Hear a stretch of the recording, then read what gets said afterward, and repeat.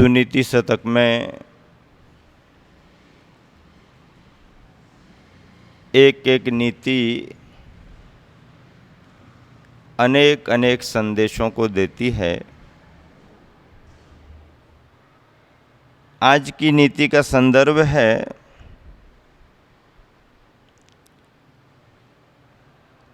कि उत्तम सुख कौन सा है,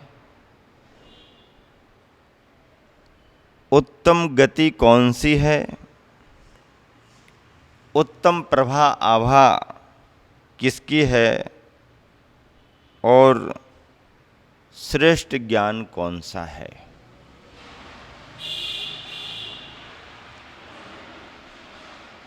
सुख की जहाँ तक बात है, व्यक्ति को अभी सच्चे सुख से परिचय ही नहीं है और व्यक्ति की सुख की परिभाषा केवल इतनी है कि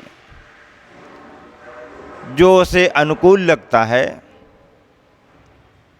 जो इंद्रिय विषयों के लिए ठीक लगता है, उसे ही वो सुख मान लेता है।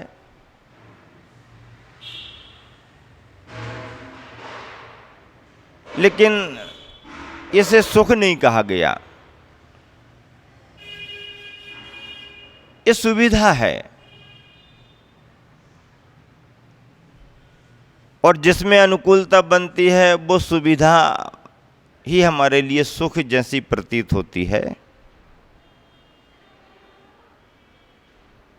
यदि सुख कहें भी तो इसे संसारी सुख कह सकते हैं, साधनों का सुख कह सकते हैं, पर आध्यात्मिक आत्मिक सुख से कहा ही नहीं जा सकता।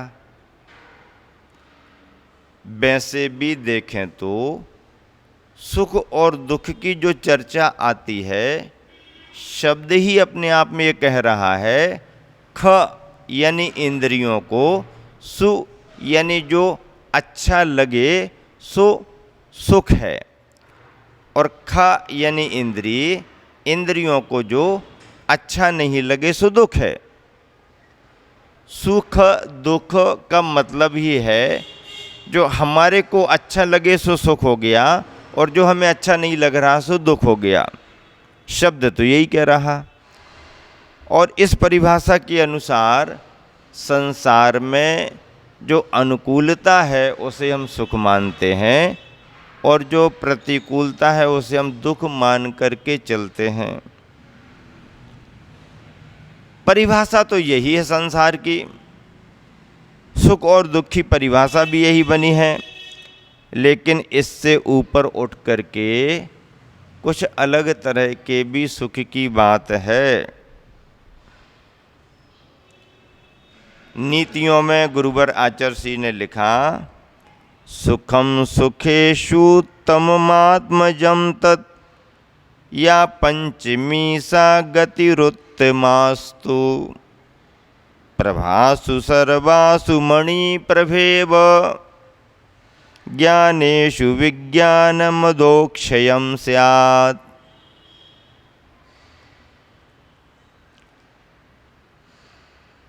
सुखों में श्रेष्ठ सुख वह प्रसिद्ध आत्मा से उत्पन्न जो सुख है वो है। मतलब आत्मा से उत्पन्न सुख ही श्रेष्ठ सुख, सच्चा सुख माना गया है। जो श्रेष्ठ गति है वह पंचम गति है। चार गतियों की चर्चा तो मालूम है, नरक, तिर्यंच, मनुष्य, देव, ये तो चार गतियां हैं। लेकिन ये चार गतियां श्रेष्ठ नहीं हैं क्योंकि बदलती रहती हैं। पंचम गति कौन सी है? पंचम गति तो ऐसी गति है जिस गति में जीव तो है लेकिन बिना शरीर के जीव है। चार गतियों में तो शरीरधारी जीव है। पंचम गति को पंचम गति कहा है, लेकिन चार गतियों जैसी अवस्था वहाँ की नहीं है। वहाँ पर शुद्ध और सिद्ध जीव हैं जो शरीरातीत हैं, ज्ञानावरणादि कर्म से रहित हैं और राग द्वेष रूप भाव कर्म से रहित हैं। तीनों प्रकार के कर्म मलों से रहित सिद्ध परमेष्टि जहाँ विराजमान होते हैं, उस गति के लिए पंचम गति सिद्ध गति कहा जाता है। यह गतियों में श्रेष्ठ है। समस्त प्रभावों में मणि की प्रभा उत्तम है। उजाले तरह तरह के होते हैं, उनमें अंतर होता है, लेकिन सभी आभाओं में प्रभावों में मणि की प्रभा, मणि अपने आप में महत्वपूर्ण होती है।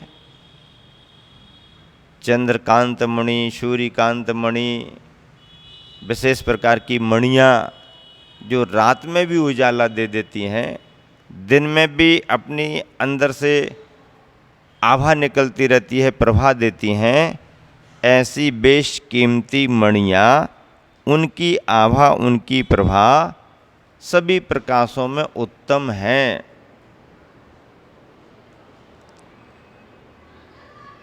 इसी प्रकार ज्ञानों में सबसे ज़्यादा दुर्लभ और श्रेष्ठ कौन सा ज्ञान है? अविनाशी वीतराग विज्ञान ही उत्तम ज्ञान है। अविनाशी भी है, वीतरागता को लेकर के है। ऐसा अविनाशी वीतरागी ज्ञान ही उत्तम ज्ञान माना गया है। साधनों में जिन्होंने सुख को माना, उनका सुख तभी तक है जब तक कि उनके साथ साधन हैं, लेकिन साधन स्थायी नहीं होते हैं, इसलिए उनका सुख भी स्थायी नहीं होता। स्थायी सुख तो वो है जो साधनों से रहित अंतरंग साधना के बल पर प्राप्त किया जाता है। ऐसा अपने अंदर से उत्पन्न सुख, मोहातीत सुख, आत्मिक सुख श्रेष्ठ सुख माना गया है। सिद्ध बनने के बाद संसार में आना नहीं होता है, परिभ्रमण नहीं होता है। चार गतियों में परिभ्रमण होता रहता है, परिवर्तन होता रहता है, बदलाव होता रहता है। तो ये गतियाँ ठीक होते हुए भी ठीक नहीं, लेकिन सिद्ध गति ऐसी गति है जहाँ पर जाने के बाद फिर लौट करके आना नहीं होता। इसलिए हम लोग बार बार कहते हैं कि आना हो तो ऐसा आओ कि जाना ना पड़े।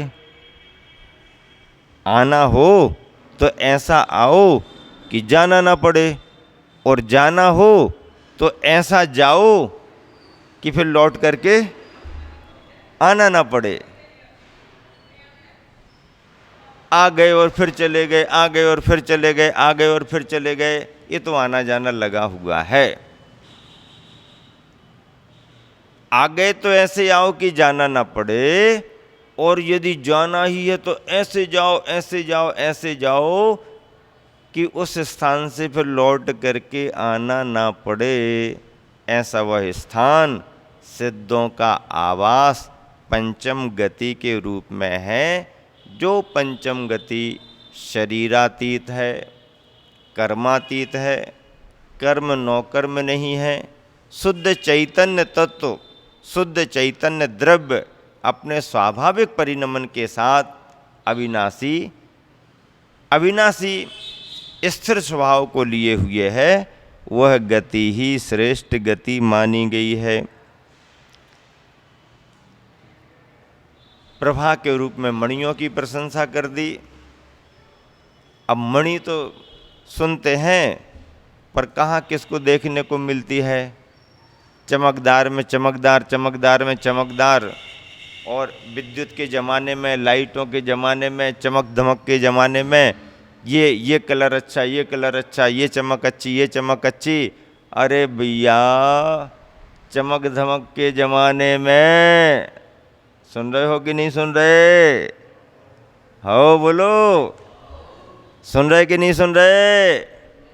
पीछे तक आवाज़ आ रही कि नहीं आ रही? आ रही है तो सुनो। चमक धमक के ज़माने में ये चमक धमक क्या किस काम की? जरा बिजली यहाँ वहाँ हो गई, अंधेरा अंधेरा हो जाता, उजाला उजाला काला काला हो जाता।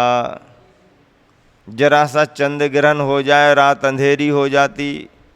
सूर्य ग्रहण हो जाए तो दिन का उजाला कम हो जाता है। लाइट चली जाए तो चमकते हुए तुम्हारे बल्ब भी दिखाई नहीं देते कहाँ पर हैं। इन आभाओं की क्या बात, हमारे शरीर तो चमक रहा है, ठीक है, तुमसे ज़्यादा और दूसरे का चमक रहा है, कुछ नहीं। लेकिन सबसे ज़्यादा आभा मणियों की होती है, प्रभा कांति मणियों की होती है। तो प्रभाओं की चर्चा करें तो मणि सभी को नहीं मिलती है। मणि पुण्य से भाग्य से मिलती है। मणि कंचन का योग कहते हैं, ऐसा भाग्य से ही होता है। और ज्ञान तो सभी को है, किसको ज्ञान नहीं है बताओ? तुम लोगों को ज्ञान है कि नहीं है? है। कितना ज्ञान है?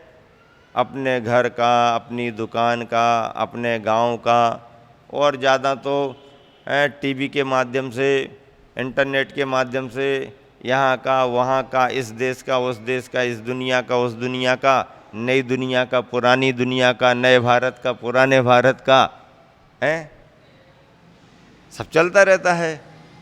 पुराने भारत का ज्ञान, नए भारत का ज्ञान, पुरानी दुनिया का ज्ञान, नई दुनिया का ज्ञान, दबंग दुनिया का ज्ञान, सबका ज्ञान होता रहता है। लेकिन ये ज्ञान कहीं ना कहीं जा कर के अपने ही घर के कुएं के पानी के बराबर दिखाई देने लगते हैं। अपने ही घर के कुएं के पानी के बराबर। क्यों? क्योंकि उससे और बड़ी बड़ी दुनिया, बड़ी बड़ी सामग्रियां, वस्तुएं हैं। तो ज्ञान तो पदार्थों का होता रहता है, देश दुनिया का होता रहता है, पर ये ज्ञान सब कोई साथ देने वाले नहीं। पदार्थों का ज्ञान महत्वपूर्ण नहीं है, जड़ का ज्ञान महत्वपूर्ण नहीं है। महत्वपूर्ण है जीवन का ज्ञान, महत्वपूर्ण है परमार्थ का ज्ञान। और ऐसे परमार्थ के ज्ञान में जब आत्म तत्व आता है तो फिर बाहर का ज्ञान, बाहर का विज्ञान फीका फीका फीका फीका दिखने लगता है। बाहर के विज्ञान ने हमारे तुम्हारे लिए क्या दिया? बाहर के विज्ञान ने जो दिया वो इतना ही दिया, जल में तैरने का ज्ञान दे दिया, थल पर चलने का ज्ञान दे दिया, और नभ में उड़ने का ज्ञान दे दिया। विज्ञान ने जल तरणी विद्या दे दी, थल तरणी विद्या दे दी, और नभ तरणी विद्या भी दे दी, लेकिन भव तरणी विद्या नहीं दे पाई विज्ञान।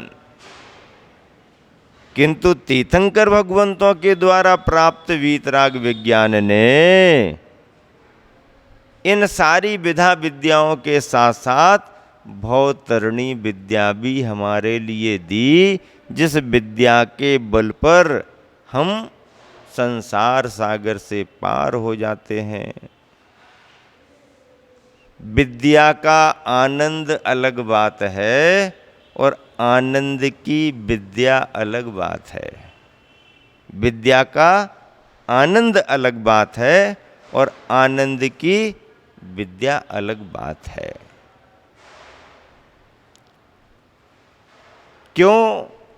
क्योंकि आनंद की विद्या परमार्थ की विद्या है, और यदि आनंद की विद्या नहीं है तो विद्या के आनंद में, शब्दों के आनंद में, भाषा के आनंद में तो सारी दुनिया लगी हुई है। ज्ञानों में अविनाशी आत्मज्ञान, वीतराग विज्ञानता को लेकर के ज्ञान, जिसे कहें केवल ज्ञान ही महत्वपूर्ण है। बाकी मति ज्ञान, श्रुत ज्ञान, अवधि ज्ञान, मना पर्याय ज्ञान सब छूट जाने वाले हैं। मति ज्ञान, श्रुत ज्ञान, अवधि ज्ञान का कोई बहुत ज्यादा महत्व नहीं है। मना पर्याय ज्ञान चलो भाई मुनियों को होता है इसलिए महत्व है। अवधि ज्ञान तो चारों गतियों में है, देव नारकियों को भी हो सकता है, मिथ्या दृष्टि देव को भी अवधि ज्ञान हो सकता है, त्रियंच को भी अवधि ज्ञान हो सकता है, सम्यक दृष्टियों को भी हो जाता है। लेकिन मना पर्याय ज्ञान त्रियंचों को नहीं, नारकियों को नहीं, देवों को नहीं, मनुष्यों को है, लेकिन घर में रहने वाले मनुष्यों को नहीं, कपड़ा पहनने वाले मनुष्यों को नहीं। हम तो सफ़ेद ड्रेस पहन लिए हैं ना, पांडरी पांडरी क्या हमने तो सफ़ेद ड्रेस पहन ली, पांडरी पांडरी नहीं। मना पर्याय ज्ञान तो मुनियों को होता है, और ध्यान रखना सभी मुनियों को भी नहीं होता है। जिनका क्षयोपशम वैसा हो जाता है उनको होता है। ठीक है, मना पर्याय ज्ञान अच्छा है, पर वह भी तो क्षयोपशम ज्ञान है, तो उसकी भी प्रशंसा नहीं। अक्षय अविनाशी केवल ज्ञान ही ज्ञानों में श्रेष्ठ ज्ञान माना गया है। इसी बात को गुरुवर आचार्य ने बड़े अच्छे तरीके से पद्यानुवाद में कहा है। सभी सुखों में आत्मिक सुख ही उत्तम है, श्रुति गाती है। सब गतियों में पंचम गति ही उत्तम मानी जाती है। सब आभाओं में मणि आभा मानव मन को भाती है। सब ज्ञानों में अक्षय केवल ज्ञान ज्योति सुख लाती है। केवल ज्ञान को ज्योति कहा है, केवल ज्ञान को ज्योति कहा। तज्जयति परम ज्योति ही समम समस्तैरनंत पर्यायी। दर्पण तलियो सकला प्रतिफलति पदार्थ मालिका यत्र। तज्जयति परम ज्योति, परम ज्योति जयवंत हो। परम ज्योति क्या है? केवल ज्ञान को परम ज्योति कहा। ज्ञान को प्रकाश का प्रतीक माना है।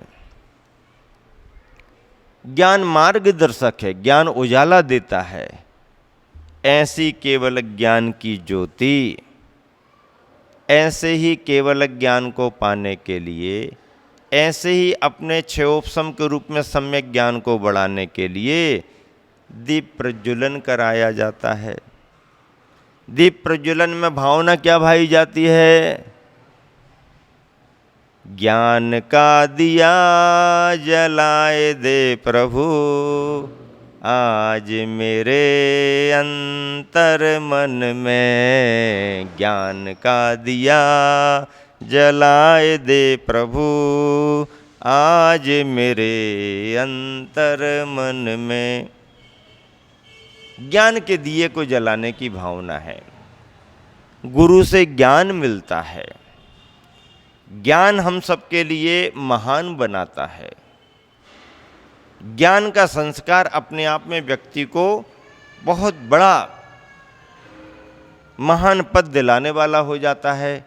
ऐसे ज्ञान के लिए, सम्यक ज्ञान के लिए महत्व दिया गया है। और सम्यक ज्ञान में क्षयोपशम ज्ञान परोक्ष ज्ञान है, या प्रत्यक्ष हैं तो एक देश प्रत्यक्ष हैं, लेकिन संपूर्ण रूप से प्रत्यक्ष एकमात्र केवल ज्ञान है, जो क्षयोपम रूप में नहीं है, छायक रूप में है। ऐसे केवल ज्ञान की ज्योति महान है। क्या महत्व है केवल ज्ञान की ज्योति का?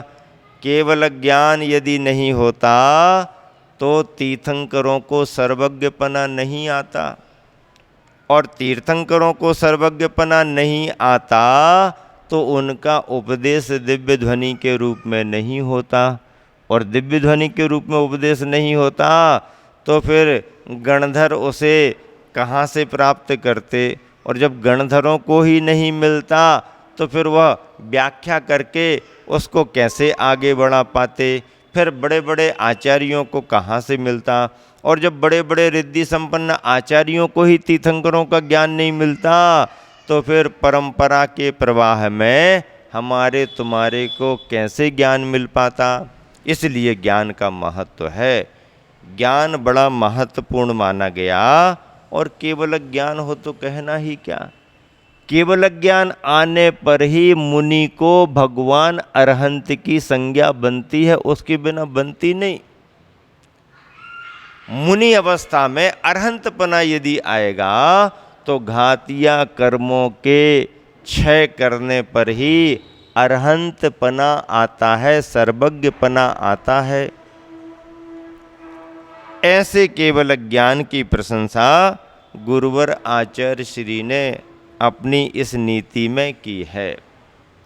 और अगली नीति क्या है? गुरुवर आचार्य श्री कह रहे हैं, यथा मति स्याच्च तथा गति सा, यथा गति स्याच्च तथा मति सा, मतेरभावात् तु गतेरभावो, द्वयोरभावात् स्थितिरासु सैवे। जैसी शुभाशुभ मति होती है वैसी शुभाशुभ गति होती है। मति का अर्थ क्या है? मति यानी विचार, भाव। तो जिस तरह के शुभ और अशुभ विचार होंगे उस तरह से ही शुभ और अशुभ गति होगी। अशुभ विचारों का फल अशुभ गति, शुभ विचारों का फल शुभ गति। अशुभ का मतलब क्या है? अशुभ का मतलब है कसाय के भाव। अशुभ का मतलब है पाप के भाव। कसाय और पाप का भाव विद्यमान है तो उस भाव से उसकी अगली परिणति गति भी अशुभ ही होगी। शुभ भाव है तो गति शुभ होगी। शुभ भाव का मतलब क्या? शुभ भाव किसे कहते हैं? शुभमति किसे कहते हैं? देव शास्त्र और गुरु के स्वरूप को समझकर उनके प्रति जो हमारे मन में भावों में श्रद्धा आती है, इसका नाम शुभमति। दूसरों के प्रति जो शुभ परिणाम होते हैं उसका नाम है शुभमति। दया और दान के जो भाव होते हैं उसका नाम है शुभमति। संयम धारण करने की भावना जो होती है उसका नाम है शुभमति। करुणा और अहिंसा की भावना जो आती है इसका नाम है शुभमति। सेवा और सहयोग की भावना जो आती है इसका नाम है शुभमति। मति हमारी शुभ होती है तो उस शुभमति से अगली परिणति, अगला परिणमन, अगली अवस्था यानी गति भी शुभ ही होती है। शुभ गति कौन कौन सी है, अशुभ गति कौन सी है?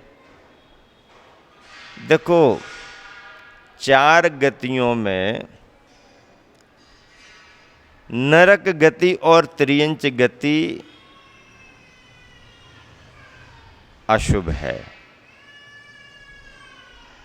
4 गतियों में नरक गति भी अशुभ है, त्रियंच गति भी अशुभ है। क्यों? क्योंकि कोई नार की बनना नहीं चाहता और त्रियंच भी बनना नहीं चाहता। क्यों नहीं बनना चाहता? क्योंकि नारकियों की शकल सूरत जब देखते हैं तो ऐसा लगता भैया हमको नहीं बनना, हमको नहीं बनना। बन तो जाओ थोड़े से, नहीं नहीं हमको नहीं बनना। नाटक में बन जाओ, हमको नाटक में भी नहीं बनना। नहीं बनना, मुझे नहीं बनना। नहीं बनना यानी नहीं बनना। क्यों? अच्छा नहीं दिखता। नारकी का रंग रूप अच्छा नहीं है, नारकी का आकार प्रकार अच्छा नहीं है, तो नरक की गति अच्छी नहीं है, अशुभ है। इसलिए कोई नारकी बनना नहीं चाहता। नरक की गति को अशुभ गति कहा। त्रियंच की गति भी अशुभ क्यों है? क्योंकि कोई त्रियंच बनना नहीं चाहता। क्यों नहीं बनना चाहता त्रियंच? ऐसी सूंड लग जाती है। इतना बड़ा हाथी हो गया और इतनी बड़ी सूंड लगा दी, अब ऐसा ऐसा करता हुआ चल रहा है। इतनी बड़ी पूंछ लगा दी पीछे से।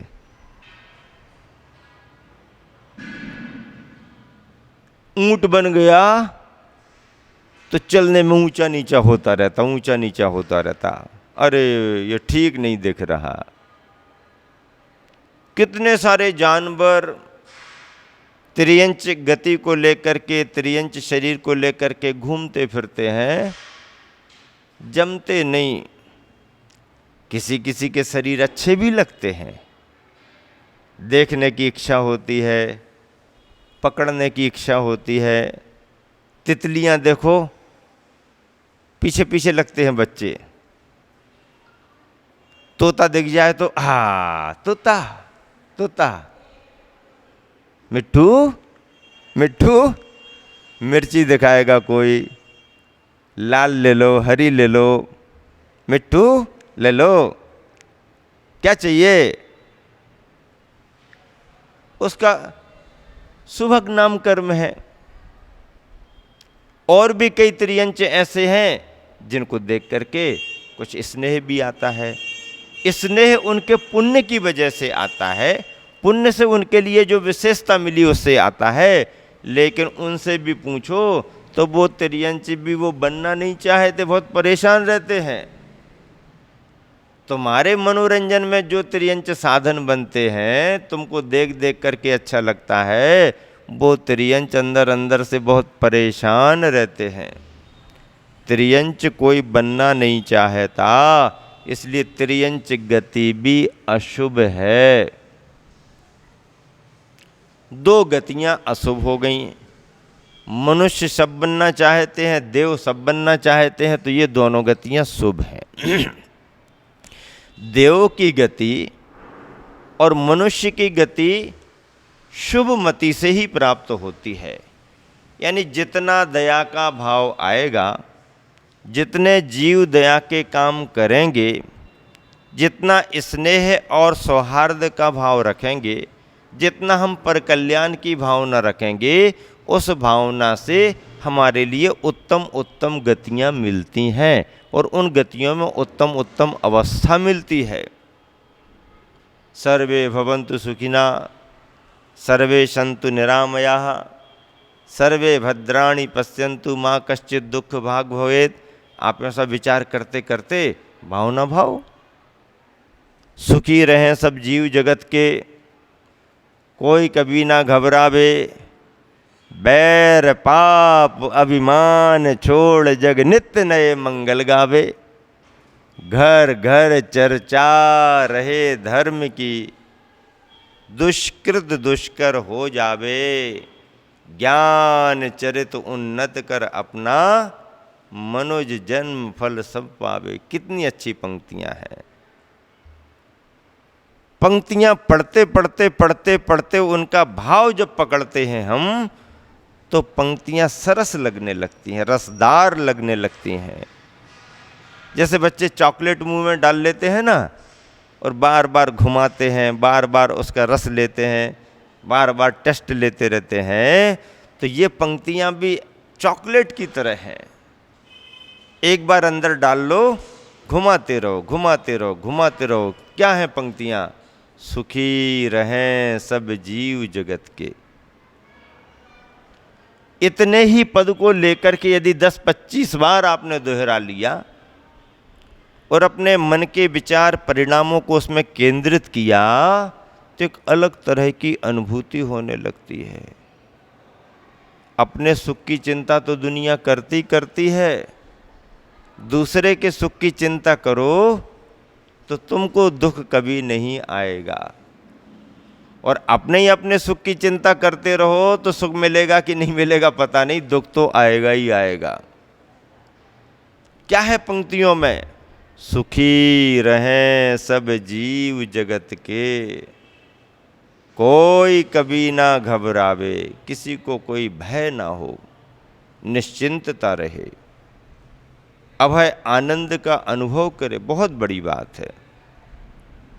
अपने जीवन से किसी दूसरे को डर लगे तो हमारी अहिंसा किस काम की? हमारे जीवन से लोग भयभीत हों तो हमारी वीतरागता किस काम की? अरे श्रेष्ठता तो हमारी अहिंसा की तब है, वीतरागता की तब है कि अपने को देख करके लोगों का मन शांत होने लगे, लोगों को आनंद की अनुभूति होने लगे, लोगों का विश्वास बढ़ने लगे, लोगों के परिणाम शांत होने लगे, तो अहिंसा की श्रेष्ठता मानी जाती है। मैंने एक बार पढ़ा कि महात्मा गांधी कहीं बैठे हुए थे और ऊपर से उनके सामने छिपकली गिरी, और छिपकली उनको देख करके घबरा करके जोर से भागी। छिपकली भागती ही है, गिर जाती हैं, डर करके भागती हैं। गांधी जी को देख करके ही भागी ऐसी बात नहीं है, उसका डरना और भागना स्वभाव है। लेकिन जैसे वो घबराई और भागी तो गांधी जी को लगा कि अभी मेरे में कोई कमी है, अभी मेरे में कुछ कमी है कि मेरे सामने गिरी हुई छिपकली भी मुझको देख करके डर करके भाग रही। अब क्या कमी है, इसकी खोज होनी चाहिए। ऐसा कौन सोचता है? ऐसा कौन सोचेगा? किसका ध्यान इतना बारीकी से जाता है? लेकिन उन्होंने उस घटना को अपने जीवन का प्रयोग बना लिया और फिर और सहज होना शुरू किया, और शांत होना शुरू किया। परिणाम क्या निकला? उन्होंने अपने जीवन को बहुत बड़ी सहज साधना में ढाल लिया। कोई कभी ना घबरावे का भाव ये है कि हमारे व्यवहार से कोई डरे नहीं, हमारे वचनों से कोई डरे नहीं, और हमारे विचारों से भी कोई डरे नहीं। इसी भावना का ये सूत्र बना हुआ है कि हमें सबका विश्वास जीतना है, सबका विश्वास जीतना है। विश्वास जीतने के लिए कुछ काम करना पड़ते हैं, और यदि हम सभी का विश्वास जीतने में सफल हो गए तो अपने जीवन की बहुत बड़ी उपलब्धि होती है। निर्ग्रंथ मुनि तीर्थंकर भगवंत अपनी मुनि अवस्था में, कोई एक मुनिराज आचार्य उपाध्याय जब ध्यान और सामायिक में बैठते हैं तो उनके ध्यान और सामायिक की मुद्रा का वर्णन शास्त्रों में ऐसा किया गया है कि जब वह ध्यान में लीन होते हैं तो उनकी निर्ग्रंथ मुद्रा को देख करके ये समझ में ही नहीं आता कि ये कोई चलता फिरता आदमी इंसान है, पता नहीं कौन है क्या है। और जब स्थिरता देखते हैं, दृष्टि स्थिर है, काया स्थिर है, परिणाम स्थिर दिख रहे हैं, आवेश और उद्वेग का कोई काम नहीं, आवेग नहीं है, उद्वेग नहीं है, सौम्य मूर्ति है, शांत चित्त है, तो ऐसी मुनि मुद्राओं को ध्यान सामयिक करते हुए की अवस्था में देख करके मृगगण हिरन आदि भी आकर के और ठूंठ जैसा समझ करके ये तो निश्चेष्ट कुछ बना हुआ है, खाज खुजावते अपनी खुजली को खुजाने लगते हैं। कैसा वर्णन किया है शास्त्रों में। हैं वो जीवंत, हैं वो इंसान, लेकिन उनकी मुद्रा इस तरह की बनी हुई है कि प्रकृति रम्य है, प्रकृति प्रदत्त है, प्रकृति के परिणमन के अनुरूप है। बाहर से कोई आभरण नहीं, बाहर से कोई आभूषण नहीं। तो ऐसे आभरण आभूषण के बिना सहज सौम्य नैसर्गिक प्राकृतिक मुद्रा में जब विराजमान होते हैं या खड्गासन में ध्यान करते हैं, तो जंगलों में रहने वाले पशु पक्षी भी उन्हें निर्जीव जैसा समझ करके और जैसे पत्थर से या पेड़ से अपने शरीर को खुजलाते हैं, ऐसे शरीर को खुजलाते रहते हैं। महावीर भगवान के बारे में पढ़ा या किसी भी योगी तीर्थंकर के बारे में अपन पढ़ते हैं तो ऐसा लिखा गया कि जहाँ पर महावीर विराजते थे वहाँ पर जात विरोधी पशु पक्षी भी आकर के उनके चरणों के निकट साम्य भाव से बैठ जाते थे। कितनी गजब की बात है, कितना बढ़िया वर्णन आया हुआ है। जात विरोधी पशु पक्षी, अरे भाई सिंह भी आकर के बैठ गया, गाय भी आकर के बैठ गई, सर्प भी आकर के बैठ गया, नेवला भी आकर के बैठ गया, चूहा भी आकर के बैठ गया और बिल्ली भी आकर के बैठ गई। दोनों एक दूसरे को देख भी रहे हैं, लेकिन एक दूसरे के मन में मरने मारने का कोई भाव नहीं, हिंसा का भाव नहीं, डर का भी भाव नहीं। ऐसे तीर्थंकर भगवंत जहाँ विराजमान होते हैं ध्यान करने के लिए, तो मन से हिंसा निकल जाती है और मन से डर भी निकल जाता है। हिंसा निकल जाए तो अहिंसा बीत रागता आने लगती है, साम्य भाव आने लगता है, और डर निकल जाए तो अभय आनंद आने लगता है। ऐसे तीर्थंकर भगवंतों के चरणों में साम्यता और सौम्यता का वातावरण बन जाता है।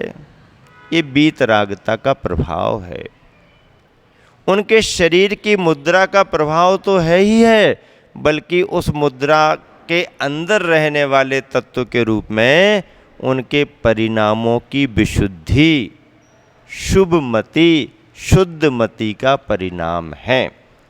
गुरुवर आचार्य श्री ने लिखा है कि जैसी शुभाशुभ मति होती है वैसी शुभाशुभ गति परिणति भी होती है, और जैसी गति होती है तो गति के अनुसार वैसी मति भी हो जाती है।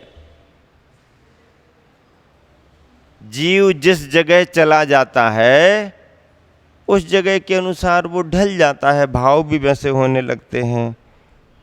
लेकिन गुरुवर कह रहे हैं मति के अभाव से गति का भी अभाव हो जाता है। मति का अभाव यदि हो गया तो गति का अभाव भी हो जाता है, और जब गति और मति दोनों का अभाव हो जाता है तो शीघ्र ही उसे मोक्ष की स्थिति प्राप्त हो जाती है, क्योंकि गति और मति, मति और गति का संबंध चार गतियों से ही है। चार गतियों में शुभाशुभ परिणाम चलते हैं, तो चारों गतियों में शुभाशुभ परिणामों का फल भी मिलता रहता है। जैसे परिणाम होते हैं वैसा फल मिलता रहता है, फिर जैसे फल मिलते हैं वैसे फिर परिणाम होते हैं, फिर वैसे फल मिलते हैं, और ऐसा होता रहता है। पर एक बार मति का अभाव हो जाए तो फिर गति का भी अभाव हो जाता है, और जब मति और गति के अभाव की स्थिति बनती है तो फिर परम सिद्ध गति मुक्ति की प्राप्ति इस भव्यात्मा को हो जाती है। गुरुवर आचार्य ने पद्यानुवाद में लिखा है, जैसी मति होती है वैसी नियम रूप से गति होती, जैसी गति होती है वैसी सुनो नियम से मति होती। अभाव मति का जब होता है गति का अभाव तब होता, अभाव मति का जब होता है गति का अभाव तब होता। अभाव मति गति का होने से प्रकटित स्वभाव अब होता। मति और गति का अभाव हो जाए तो अपना शुद्ध स्वभाव प्रकट हो जाता है, संसार से छुटकारा मिल जाता है, परम गति सिद्ध गति की प्राप्ति हो जाती है। इस तरह ये दो नीतियाँ गुरुवर ने अपने दार्शनिक चिंतन के द्वारा, अपने सिद्धांत के मनन और मंथन के द्वारा सुनीति शतक में निबद्ध किए हैं। ये भाव वर्तमान में इसलिए प्रासंगिक हैं कि हम सभी चाहते हैं कि हमारा भविष्य उज्ज्वल हो। क्या चाहते हैं? हमारा भविष्य उज्ज्वल हो। अब कोई विद्यार्थी बच्चा कहे कि हमको तो 100 में से 100 नंबर मिलना चाहिए, तो फिर अपन क्या कहेंगे कि पढ़ाई भी उसी के अनुसार करो, पढ़ाई भी उसी के अनुरूप होना चाहिए। नहीं नहीं, हम पढ़ाई करना तो नहीं चाहते हैं, लेकिन नंबर तो 100 में से 100 मिलना चाहिए। तो बिना पढ़ाई करे 100 में से 100 नंबर कैसे मिलेंगे? नहीं, हमारे पास बहुत रास्ते हैं, बिना पढ़े भी 100 में से 100 नंबर ले लेंगे। वो रास्ते सब मूल रास्ते नहीं हैं, वो रास्ते सब यूं ही रास्ते हैं। मोक्ष मार्ग का, धर्म का तो एक ही रास्ता है कि जैसे तुम्हारे परिणाम होंगे वैसी तुम्हारी परिणति होगी, और फिर परिणति होगी तो परिणति के अनुसार फिर परिणाम बनेंगे, और परिणति परिणाम, परिणति परिणाम, मति और गति, मति और गति, मति और गति, मति और गति, गति और मति, गति और मति, मति और गति, मति गति, मति गति, मति गति चलती ही रहती है, चलती ही रहती है। क्योंकि विचार निरंतर आते रहते हैं। मन वालों को तो विशेष विचार आते ही आते हैं। जो बिना मन वाले जीव हैं उनके भी मन के बिना ही, भले विचार को मन के रूप में ना लें, पर भावों के रूप में तो इष्ट अनिष्ट की कल्पना आती ही रहती है, भावानुभूति उनको वैसी होती ही रहती है। तो इस तरह से संसार में ऐसा कोई प्राणी नहीं, कोई जीव नहीं जिसके भाव न रहते हों।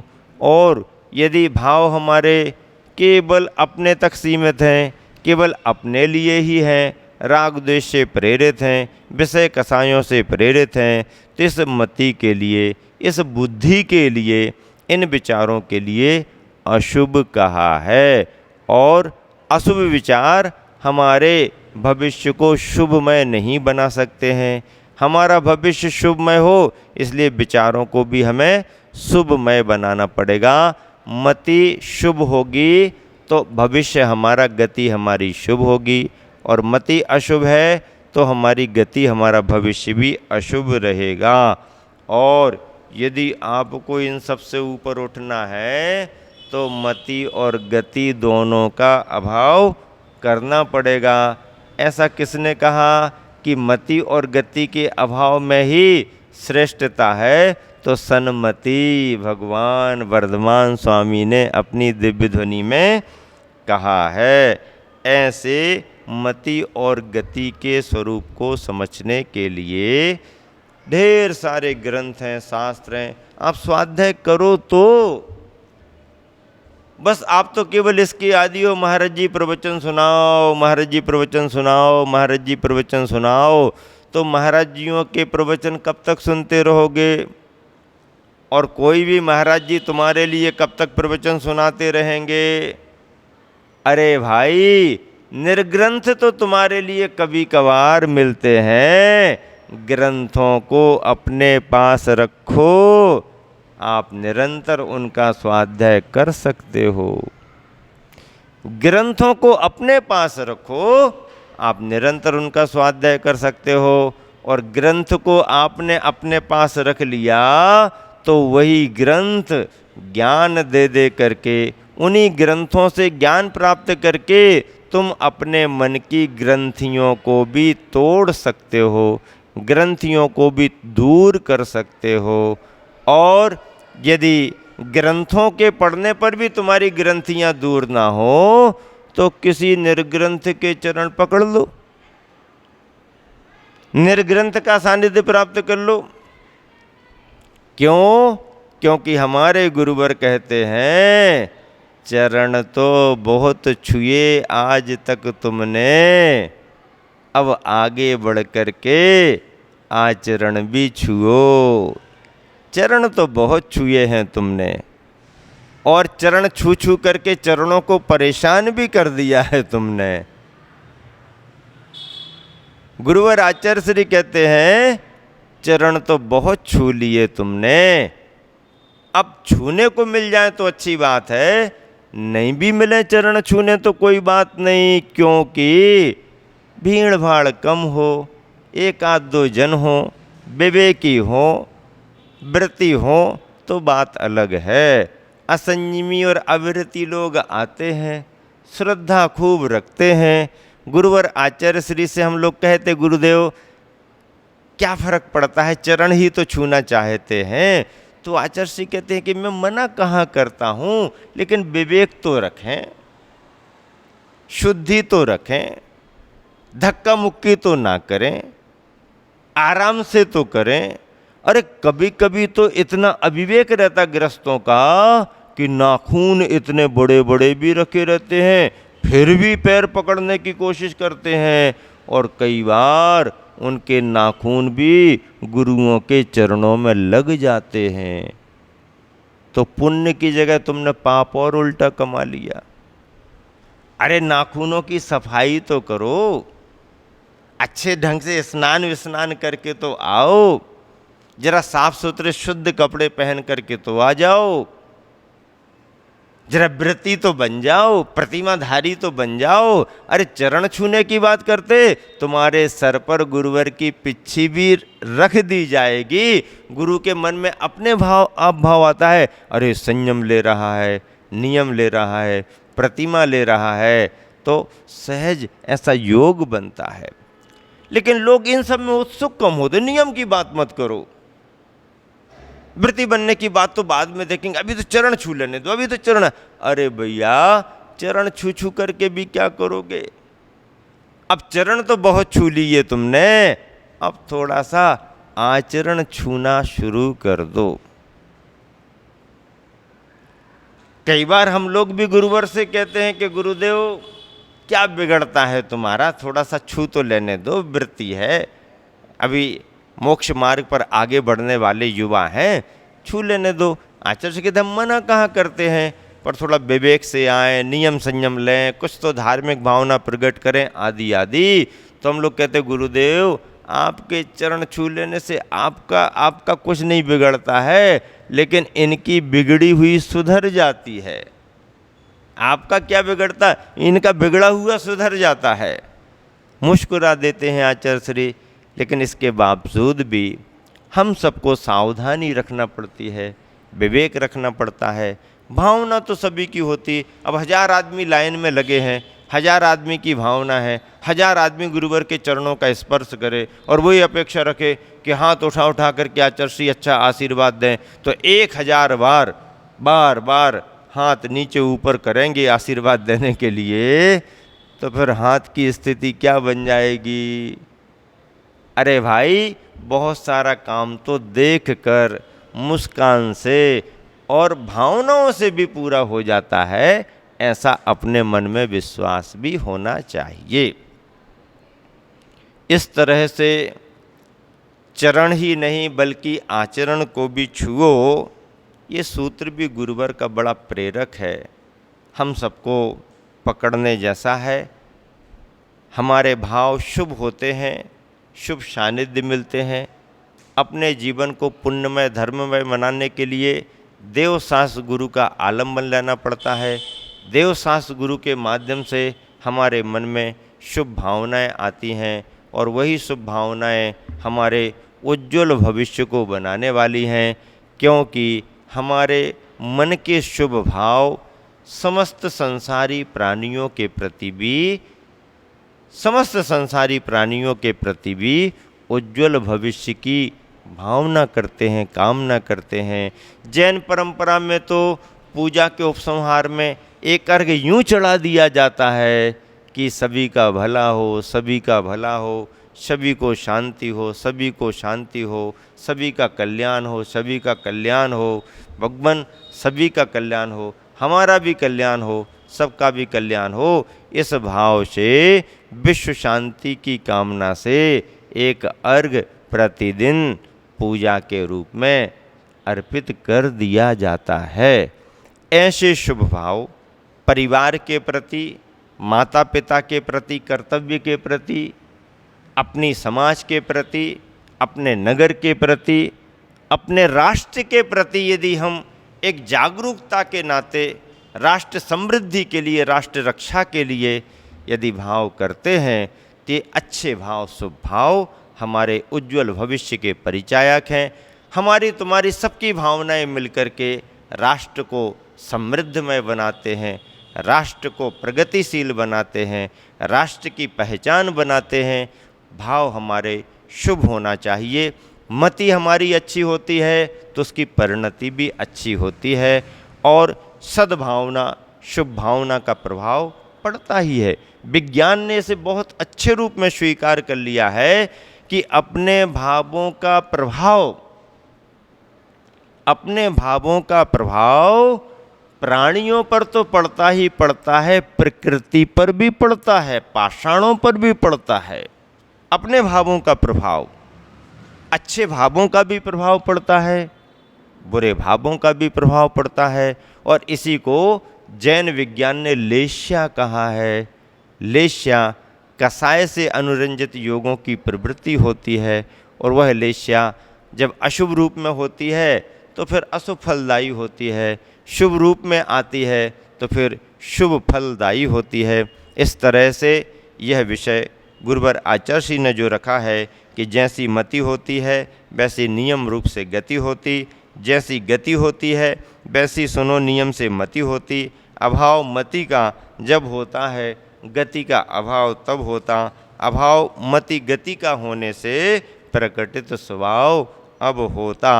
इस तरह आप सभी ने धर्म लाभ लिया और मैं समझता हूँ कि इन दिनों में ग्रीष्म काल जो चल रहा है, गर्मी अपने तपन को लेकर के आगे बढ़ रही है, लेकिन तपन की चिंता इसलिए नहीं कि जिनवानी का अमृत रस हमारे को, तुम्हारे को, सबको मिल रहा है। और ऐसे समय में जब समाज भी स्वाध्याय के रूप में जिनवानी का लाभ ले रही है तो जिस जगह पर, जिस नगर में हैं वहाँ के बंधु तो लाभ ले ही रहे हैं, बल्कि गर्मियों में बाहर से भी आकर के कुछ युवा संघ की बैयावृत्ति में लगे हुए हैं और स्वाध्याय का लाभ ले रहे हैं। इतने दिनों में इन लोगों ने जो बैयावृत्ति की है, आहारचर्या संबंधी, आवागमन संबंधी, विहार संबंधी जो सहयोग दिया है, उन्होंने निस्वार्थ भाव से दिया है। कोई उनका स्वार्थ नहीं है, वो तो अपना कर्तव्य मानते हैं और इस कर्तव्य के कारण ही वो समय समय पर जब भी अनुकूलता बनती है, जब भी स्कूली अवकाश मिलता है तो आ जाते हैं। चतुर्मासों में भी आते हैं, गर्मी के समय में भी आते हैं, बिहार के समय भी आते हैं, कहीं पर प्रवास हो तो वहाँ भी आ जाते हैं। और इस समय यहाँ पर थांदला में रह कर के जो सहयोग किया है, उन सभी युवाओं के लिए, कार्यकर्ताओं, बच्चों के लिए हम दोनों महाराज जियों का बहुत बहुत आशीर्वाद है। और जब वह जिनवानी का लाभ ले ही रहे हैं तो मैं भी चाहता हूँ कि वह सभी जिनवानी को भेंट करके और ऐसा आशीर्वाद लें ताकि ऐसा ही जिनवानी का लाभ उनको मिलता रहे और उनके अपने जीवन में भी ज्ञान बढ़ता रहे और ऐसा ही उनका जीवन अच्छा महान गुरु सेवा में आगे निकलता रहे, बढ़ता रहे। तो सभी क्षयों के लिए बहुत बहुत आशीर्वाद। और सभी जन अभी मिल कर के जिनवानी यहाँ पर हमको भेंट करेंगे और मैं उन सभी को बहुत बहुत आशीर्वाद देता हूँ। ये उनकी सेवा का ही प्रभाव है कि जो मेरे मन में इस प्रवचन श्रृंखला में उनसे जिनवानी स्वीकार करने का, उन्हें शास्त्र भेंट करने का अवसर दिया जा रहा है। बहुत बहुत आशीर्वाद। आप सभी मिल कर के शास्त्र भेंट करें। महावीर भगवान की जय।